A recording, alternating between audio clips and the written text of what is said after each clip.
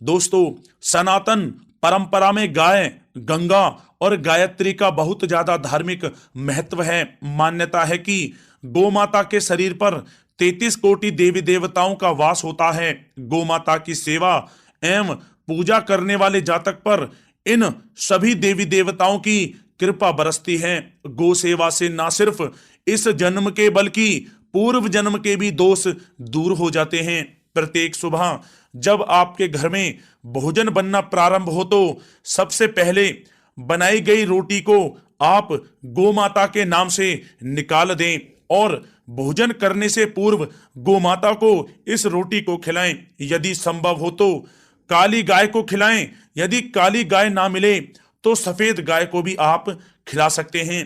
प्रत्येक पूजा और मांगलिक कार्य में गौ माता या उनसे जुड़ी चीजें जैसे गाय का गोबर, गोमूत्र, गाय का दूध अथवा गाय के दूध से बना घी अवश्य शामिल करें। इससे आपको पुण्य फलों की प्राप्ति होगी। सनातन परंपरा के अनुसार जिस घर में गाय होती है उस घर से जुड़े सभी वास्तु दोष स्वतः ही समाप्त हो जाते हैं। किसी भी पूजा में गाय से प्राप्त पंचांगव्य युक्त पदार्थ का उपयोग अवश्य शामिल करें, क्योंकि पंचांगव्य के बिना कोई भी पूजा पाठ और हवन सफल नहीं होता। या दोस्तों, गो कृपा पाने के लिए प्रतिदिन, सप्ताह अथवा महीने में परिवार समेत एक बार गौशाला जाने का नियम जरूर बनाएं और वहां गाय को हरा चारा जरूर खिलाएं। इससे आपको शुभ फलों की प्राप्ति होगी और साथ ही साथ गौ सेवा और गौ पूजा से 9 ग्रह शांत हो जाते हैं और इनसे जुड़े दोषों का निदान हो जाता है। गर्मियों में गौ माता को पानी पिलाएं और सर्दी में गौ माता को गुड़ अवश्य खिलाएं। ध्यान रखें कि गर्मियों में गाय को गुड़ ना खिलाएं। अनेक देवी देवताओं को अपने शरीर पर धारण करने वाली गौ माता से जुड़े कई शुभ और अशुभ संकेत भी होते हैं।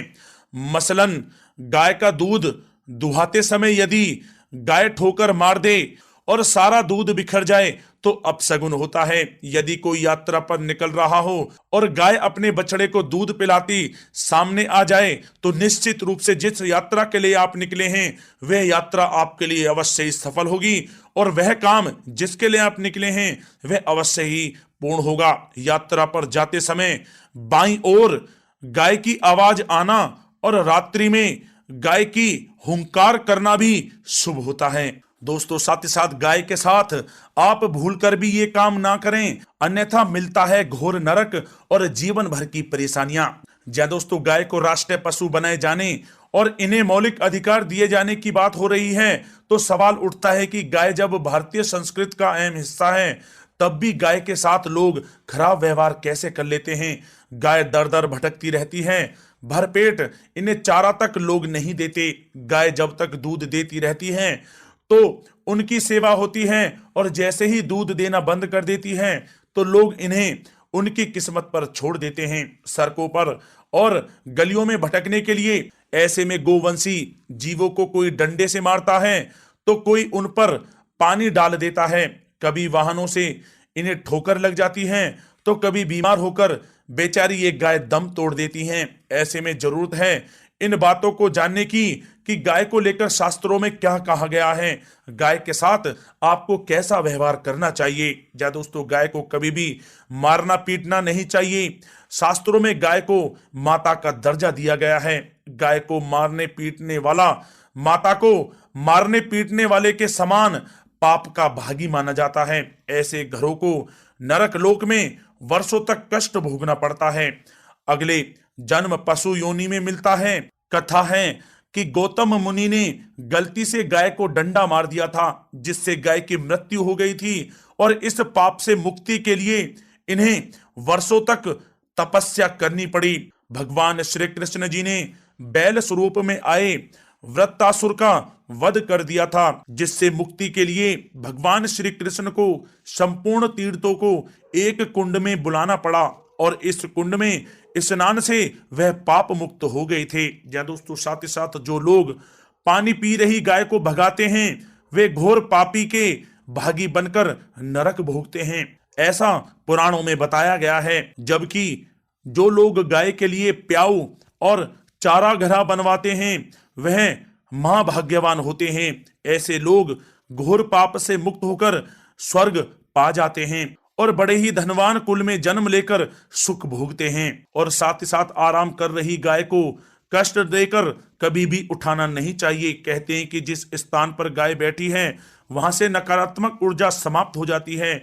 गाय के बैठने की जगह को जो लोग नियमित साफ रखते हैं वे पूर्व जन्म में किए गए जाने अनजाने में पापों से मुक्ति हो जाते हैं और गोलोक में स्थान पाते हैं। गाय को डंडा मारकर उठाना, पानी डालकर उठाने से मनुष्य पाप का भागी बनता है और अगले जन्म में उसे दर दर भटकना पड़ता है। और साथ ही साथ शास्त्रों में बताया गया है कि गाय का दूध उसके बछड़े के लिए होता है। गाय के बछड़े से बचा हुआ दूध ही मनुष्य को लेना चाहिए, लेकिन कुछ लोग एक बार गाय को दूह लेने के बाद फिर से बछड़े के लिए बचा हुआ दूध भी दूह लेते हैं। ऐसा करना घोर पाप कहा जाता है। ऐसे दूध को दुहाने वाला और ग्रहण करने वाला दोनों ही पाप के भागी बन जाते हैं। दोस्तों, साथ ही साथ शास्त्रों में कहा गया है कि गोवंश यानी गाय और बैल के पीठ पर नहीं बैठना चाहिए। इनके पीठ पर बैठने से महापाप लगता है। ऐसे लोगों को नरक की यातना भोगनी पड़ती है। एकमात्र महादेव के अंश के उत्पन्न नंदी ही गोवंशी हैं, जिस पर स्वयं महादेव और महादेवी सवारी करती हैं, क्योंकि नंदी ने स्वयं अपनी इच्छा से महादेव की सवारी बनना स्वीकार किया था। और साथ ही साथ शास्त्रों में गाय के दान को बहुत ही महत्व दिया गया है, लेकिन ऐसी गाय का दान कभी नहीं करना चाहिए जो बूढ़ी और बीमार हो। कठोपनिषद में नचिकेता की कथा भी इस संदर्भ में है कि जिस नचिकेता ने पिता द्वारा बूढ़ी गाय को दान करने पर आपत्ति जताई थी, दूध देने वाली और बछड़े सहित जो लोग गाय का दान करते हैं वह महान पुण्य को प्राप्त करके स्वर्ग में स्थान पाते हैं। दोस्तों, साथ ही साथ सूर्य, चंद्र, मंगल या शुक्र की युति राहु से हो तो पितृ दोष होता है। यह भी मान्यता है कि सूर्य का संबंध पिता से एवं मंगल का संबंध रक्त से होने के कारण सूर्य यदि शनि, राहु या केतु के साथ स्थित हो या दृष्टि संबंधी हो तथा मंगल की युति राहु या केतु से हो तो पितृ दोष होता है।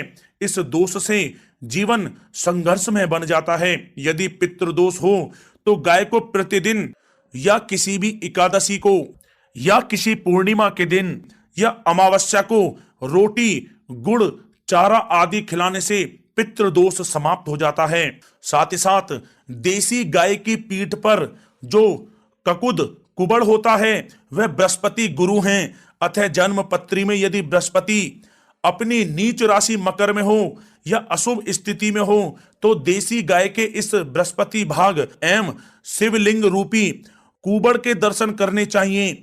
गुड़ तथा चने की दाल रखकर गाय को रोटी भी दें, इससे आपको शुभ फलों की प्राप्ति होगी। और साथ ही साथ यदि आप रास्ते में जा रहे हों और सामने से गौ माता आती हुई दिखाई दें तो गौ माता को आप अपनी दाहिनी ओर से जाने देना चाहिए। आपकी यात्रा अवश्य ही सफल होगी। और साथ ही साथ यह संकेत भी जान लें, यदि आप यात्रा पर जा रहे हैं और सामने आपके गाय पड़ जाए अथवा अपने बछड़े को दूध पिलाती हुई सामने गाय दिखाई दे जाए तो समझ जाना कि वह यात्रा आपके लिए अवश्य ही सफल होगी। और साथ ही साथ जिस घर में गाय होती है उसमें वास्तु दोष स्वतः ही समाप्त हो जाता है। और साथ ही साथ आपको बता दें कि गाय को आप जो भी रोटी बनाएं प्रतिदिन ताजी रोटी ही बनाएं।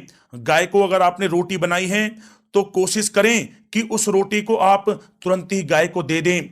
अगर आप उस रोटी को रख देंगे और उस रोटी को अगले दिन देंगे तो वह रोटी बासी मानी जाएगी। गाय को कभी भी बासी रोटी ना दें, इससे घर में नकारात्मक ऊर्जा वास करती है और जो भी कार्य आपके बनने वाले होंगे वह कार्य भी आपके बिल्कुल भी नहीं बनेंगे। इससे आपके घर में हमेशा दरिद्रता का वास रहेगा और आप जिस भी कार्य को करेंगे उस कार्य में आपको हमेशा असफलता ही हाथ लगेगी। इसलिए कोशिश करें गाय को रोजाना ताजी रोटी बनाकर खिलाएं और रोटी को बिल्कुल ना रखें, बासी रोटी गाय को ना दें। और साथ ही साथ सड़ी गली चीजें गाय को नहीं खिलानी चाहिए कि घर में कोई फल है, कोई सब्जी है, सड़ जाए तो लोग क्या करते हैं, गाय को खिला देते हैं। नहीं, ऐसा नहीं करना चाहिए। ऐसा करने से यदि आप गाय को खिलाते हैं तो और आप पाप के भागी बन जाते हैं। आप बिल्कुल भी सड़ी गली चीजें गाय को ना खिलाएं। और साथ ही साथ आप आटे की 11 लोइयां बनाकर उनके ऊपर हल्दी लगाएं। इसके बाद आप उन 11 लोइयों को एक एक करके गाय को खिलाएं। प्रत्येक लोई को खिलाते समय गाय के सींगों पर आप हाथ फेरें, पीठ पर हाथ फेरें, मस्तक पर हाथ फेरें, माता गाय के आप चरणों के स्पर्श करें। जहां दोस्तों ऐसा करने से आपके समस्त कार्य बनने लगेंगे। जो दुख का समय चल रहा है वह भी समाप्त होगा। आपके जीवन में खुशियां खुशियां होंगी। और एक बार आप 7 बार गाय की परिक्रमा भी कर लें तो आपके समस्त कार्य पूर्ण होंगे। और साथ ही साथ आप गाय को जब भी रोटी दें, रोटी पर या तो आप थोड़ी हल्दी लगा लें या थोड़ा गुड़ रख लें। अगर गुड़ ना हो तो आप थोड़ा मिश्री रख सकते हैं, थोड़ा घी रख सकते हैं। जहां दोस्तों गाय को कभी भी सूखी रोटी ना खिलाएं। सूखी का मतलब गाय की जो रोटी रखें खिलाएं उस पर कुछ ना कुछ रख कर खिलाएं। हल्दी रख लें, गुड़ रख लें, मिश्री, घी या जो भी रख लें, मतलब खाली रोटी नहीं खिलानी है। ध्यान इस बात का रखें, जब ही आपको शुभ फलों की प्राप्ति होगी। जी हाँ दोस्तों, ये थे गाय से जुड़े कुछ महत्वपूर्ण उपाय, कुछ बातें जिन्हें आपको ध्यान में जरूर रखना चाहिए। जी दोस्तों, वीडियो अच्छी लगी हो तो वीडियो को लाइक करें, ज्यादा से ज्यादा अपने दोस्तों में शेयर करें, चैनल पर नए हैं तो सब्सक्राइब करें। जय गौ माता।